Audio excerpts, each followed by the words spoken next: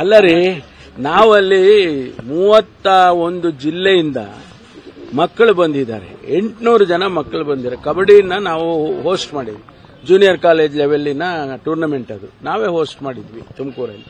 Finals ಇತ್ತು, ನನಗೆ price ಕೊಡಬೇಕು ಡಿಸ್ಟ್ರಿಬ್ಯೂಷನ್ಗೆ ಕರೆದ್ರು, ಹೋಗಿದ್ದೆ. ಅಲ್ಲಿ ಕೂತ್ಕೊಂಡು ಫೈನಲ್ಸ್ ಅಲ್ಲಿ ಮಾತಾಡುವಾಗ DC, SP, CEO ಇತರ ಅಧಿಕಾರಿಗಳೆಲ್ಲರೂ ಇದ್ರು, ಬೇರೆ ಬೇರೆಯವರೆಲ್ಲ ಇದ್ರು.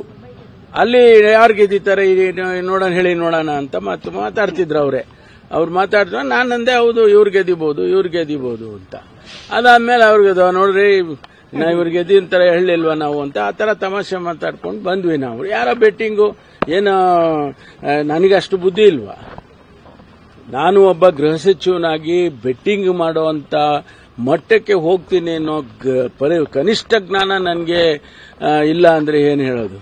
ಸುಮ್ಮನೆ ಅದನ್ನ ಅನವಶ್ಯಕವಾಗಿ ಬೇಡವಾದ ರೀತಿಯಲ್ಲಿ ಅದನ್ನೆಲ್ಲ ಮೀಡಿಯಾದಲ್ಲಿ ಬಿಟ್ಟು ಅದೆಲ್ಲ ಮಾಡ್ತಿದ್ದಾರೆ. ಸಂತೋಷ, ಅವ್ರಿಗೆ ಖುಷಿ ಆದ್ರೆ ಮಾಡಲಿ, ತೊಂದರೆ ಇಲ್ಲ. ಬಟ್ ಅದು ಯಾವುದು ಬೆಟ್ಟಿಂಗ್ ಅಲ್ಲ. ನಾನು ಕ್ಲಾರಿಫಿಕೇಶನ್ ಕೊಡ್ತಾ ಇದ್ದೇನೆ, ಬೆಟ್ಟಿಂಗ್ ಅಲ್ಲ. I am A true sports man ಕೂಡ. ನಾನು ಸ್ಪೋರ್ಟ್ಸ್ ಪರ್ಸನ್ ಆಗಿ ಮತ್ತು ಗೃಹ ಸಚಿವನಾಗಿ ಬೆಟ್ಟಿಂಗ್ ಮಾಡ್ತೀನಿ ಅನ್ನೋ ಅಷ್ಟು ಕನಿಷ್ಠ ಜ್ಞಾನ ನನಗಿಲ್ಲ ಅಂತಂದ್ರೆ ಅದಕ್ಕಿಂತ ಇನ್ಯಾವುದು ತಪ್ಪದು ಇಲ್ಲಪ್ಪ.